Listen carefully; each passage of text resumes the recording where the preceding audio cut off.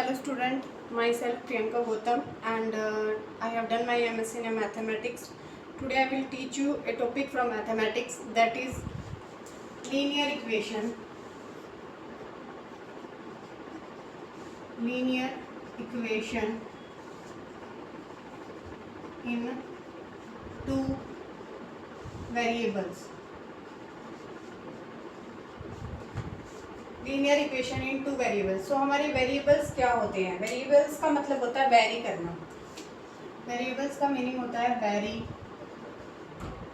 Like x y z l b h. X y z l b h हम कुछ भी ले सकते हैं. वेरिएबल का मतलब होता है वेरी करना. टू वेरिएबल बोला, लीनियर इक्वेशन टू वेरिएबल, तो मैं इसमें जस्ट दो वेरिएबल लेके चलूंगी, x and y. X y equation हमारा होता है स्टेटमेंट ऑफ इक्वेलिटी, जिसमें हमारी कोई भी वैल्यू दे रखी है, जैसे लाइक वाइज 2x - 5 = 0. तो जो इक्वेलिटी इस इक्वल टू कोई भी कांस्टेंट है, कोई भी जीरो है, इसको हम बोलेंगे इक्वल के बाद कुछ भी आ रहा है तो उसको बोलते हैं इक्वेशन. लीनियर का मतलब होता है जिसकी वेरिएबल की हाईएस्ट पावर या फिर हाईएस्ट डिग्री ऑफ वेरिएबल जो भी मैं वेरिएबल लेके चल रही हूँ उसकी पावर हमारी 1 हो, हाईएस्ट पावर या उसको डिग्री, या तो हम पावर बोल सकते हैं डिग्री, उस जिसकी 1 होती है उसको होता है लीनियर. हमने पॉलिनोमियल में पढ़ा लीनियर, क्वाड्रेटिक और क्यूबिक. तो लीनियर जो होता है जिसकी हाईएस्ट पावर डिग्री हमारी 1 होती है. अगर मैं क्वाड्रेटिक की बात करूं, क्वाड्रेटिक की, उसमें हमारी पावर या फिर डिग्री 2 होती है, और क्यूबिक जिसमें मेरी डिग्री 3 होती है. अब ये लेके चलिए, मैं कोई भी इक्वेशन है. अब देखो इसमें मैंने वेरिएबल क्या लिया है, x. इसमें हमारा x ये है, ये मेरा है वेरिएबल, ठीक है. ये है कोफिशिएंट ऑफ x, और -5 ये हमारा कोई भी कांस्टेंट है इक्वल टू 0. अगर ये हमारी just linear equation one variable, जिसमें मैंने बोला था कि मैं x और y वेरिएबल लेके चलूंगी, तो इसमें मैंने जस्ट एक लिया है. ये जबकि हमसे पूछा क्या गया, linear equation in two variable, तो उसकी जनरल फॉर्म क्या होगी linear equation in two variable की. इस जब वन वेरिएबल की जनरल फॉर्म होती है ax + b = 0. ऐसे ही टू वेरिएबल की जनरल फॉर्म होती है हमारी ax + by + c = 0. ये है मेरा लीनियर इक्वेशन का मतलब समझ आ गया, जिसमें इक्वल में कोई भी कांस्टेंट है, 0 है, कुछ भी है, वो हो गया हमारा linear equation in two variable. Where, पूरी डेफिनेशन लिख के दिखा देती हूँ एक बार आपको. Where a b c are real number, जो कि हमारे a b c x and y is variable, जिसमें हमारे a b c are real number है, x y वेरिएबल है. एक कंडीशन और होनी चाहिए तब मैं उसको लीनियर इक्वेशन बोलूंगी. a should be non zero and b should be non zero. दोनों ही हमारे नॉन जीरो होने चाहिए. अब मैंने ये क्यों बोला कि दोनों ही नॉन जीरो होना चाहिए? क्या हमारा एक जीरो होने पे क्या हमारा एक जीरो हो सकता है? पहले मैं दिखाती हूँ कि अगर मेरा वो चीज जीरो है. देखो मेरी इसकी जनरल फॉर्म है, ax + by + c = 0. मैंने बोला है कि a नॉन जीरो होना चाहिए, b नॉन जीरो होना चाहिए. मैं मान के चल रही हूँ मेरा a 0 है, b 0 है. जब मेरा a 0 है, b 0, इसमें पुट करूँ a × 0, 0 × x + 0 × y + c = 0. तो 0 × x 0 + 0 + c = 0. c 0. क्या मेरी ये लीनियर इक्वेशन बनी? नहीं बनी, क्योंकि मैंने बोला कि इसमें वेरिएबल तो होना जरूरी है. इसमें मेरा वेरिएबल है ही नहीं. तो मैंने बोला कि दोनों ही नॉन जीरो होने चाहिए, या तो दोनों नॉन जीरो होना चाहिए या एक नॉन जीरो होना चाहिए. अगर मान लो मेरा एक नॉन जीरो है और एक जीरो है, तब क्या होगा? पुट कर देते हैं. ए मैंने नॉन जीरो लिया, मतलब ए की वैल्यू हमारी एज इट इज है, बट मैंने बी जीरो लिया है, तो plus zero into y plus c is equal to में जीरो।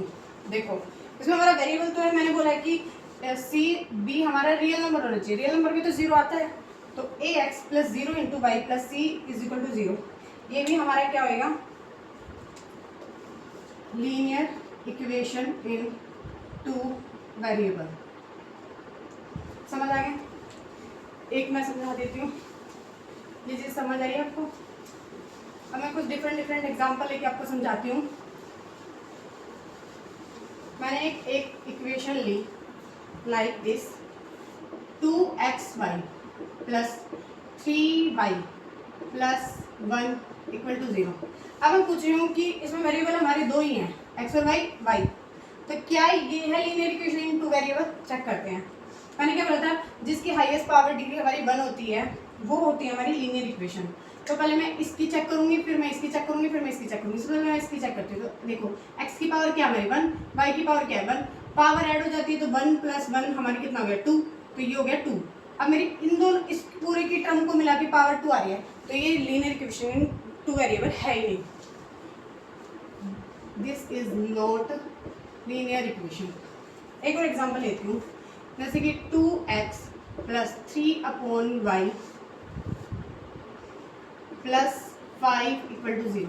अभी हमारे डिनोमिनेटर में y है, तो क्या ये लीनियर इक्वेशन है? एक चीज़ याद रखना, कोई भी मैं चीज़ लिखवा रही हूँ इक्वलिटी है, ये एक इक्वेशन है, ये मेरी कोई भी लेफ्ट हैंड साइड है और ये मेरी कोई भी राइट हैंड साइड है, ठीक है।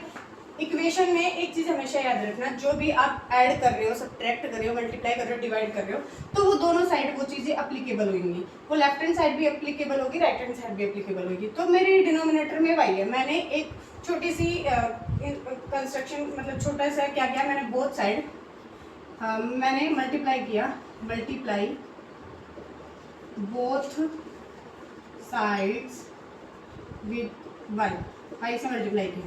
इसमें किया तो 2x, पूरी इक्वेशन को y से मल्टीप्लाई किया, 2x प्लस 3/y प्लस 5, ये लेफ्ट हैंड साइड है, 0 इंटू वाई, तो मेरी क्या फॉर्म हुई?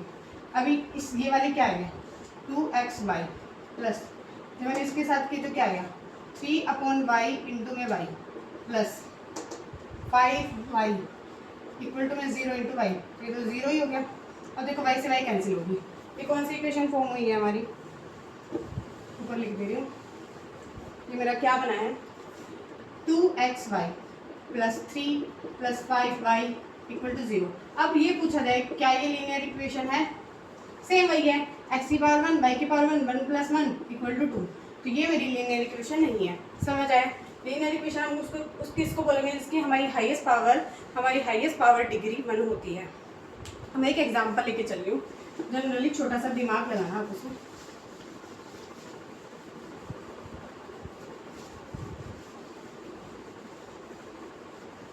इस टॉपिक को और अच्छे से इजी वे से समझाने के लिए देखो, मैंने सपोज किया मेरे पास एक बास्केट है, उस बास्केट में मेरे पास 10 फ्रूट 10 वो है टोटल ऑरेंजेस और एप्पल्स।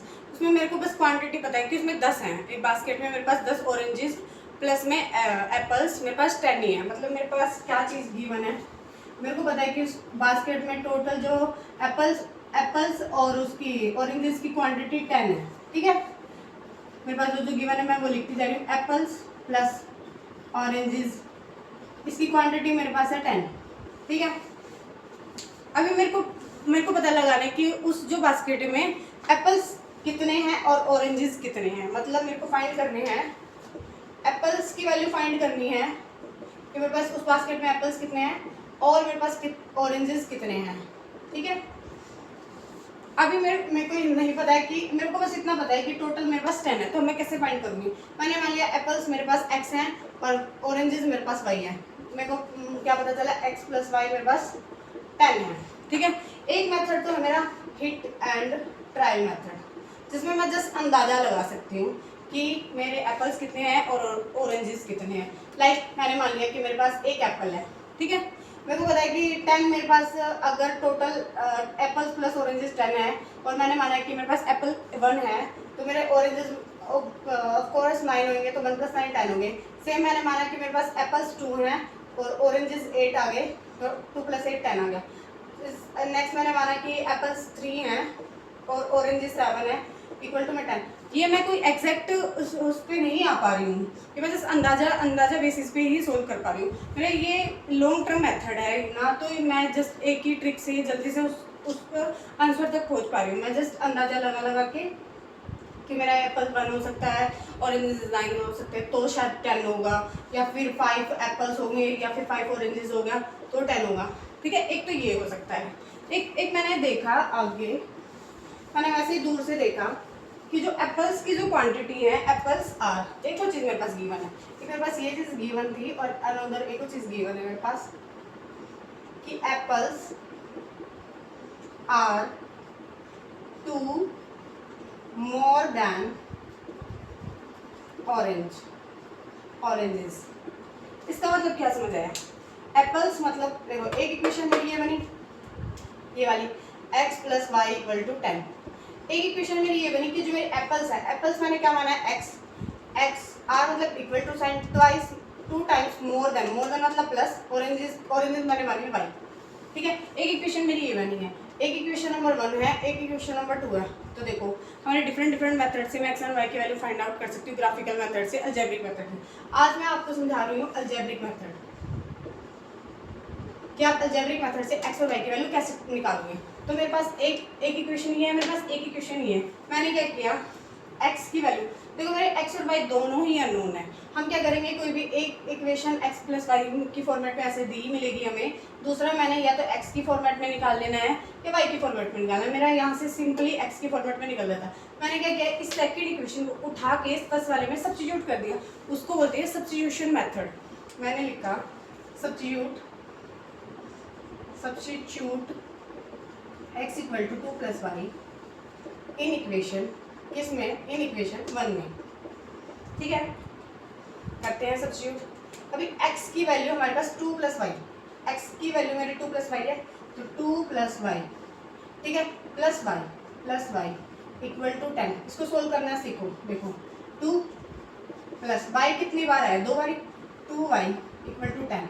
अभी आप हमेशा कोशिश करना, देखो ये मेरी होती है लेफ्ट हैंड साइड और ये मेरी होती है राइट हैंड साइड।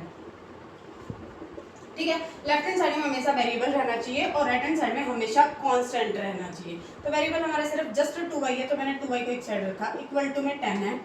अभी देखो ये इसके आगे है मेरा +2। मैंने बोला था कि कांस्टेंट हमेशा राइट हैंड साइड में लाने की कोशिश करना, तो ये +2 था, जब मैं इसको राइट हैंड साइड में लेकर जाऊँगी तो ये आ गया -2। इसको सोल्व कर दो जस्ट, 2y = में 10 में से 2 है 8, 2y = में 8 आ गया। मेरे को चाहिए y, ये इसके मल्टीपल में है, यहाँ जाके डिवाइड में चला गया, 8/2, 2 4 जा, y की वैल्यू आई मेरी 4। ठीक है, अब मैं ये y की वैल्यू उठा के, अब मैं इसमें y की वैल्यू पुट कर रही हूँ, y = 4, मेरी x की वैल्यू आ जाएगी, x = में 2 + 4, x मेरा आ गया 6। सिंपल सब्स्टिट्यूशन मेथड से मेरे x नंबर ऑफ एप्पल्स आ गए मेरे 6 और नंबर ऑफ ऑरेंजेस आ गए मेरे 4। आज के टॉपिक में हमने समझा कि लीनियर इक्वेशन इन 2 वेरिएबल्स। मैंने एक सिंपली जनरल एग्जांपल लेके जस्ट एक बास्केट का एग्जांपल लिया, जिसमें कुछ हमारे टोटल नंबर ऑफ ऑरेंजेस और एप्पल्स की कुछ क्वांटिटी दे रखी थी। बट हमें उसकी एग्जैक्ट वैल्यू नहीं पता थी, दूर रखे मैंने चीज़ों से सपोज करके एप्पल्स और ऑरेंजेस की वैल्यू फाइंड की है। Simple just. Thank you so much.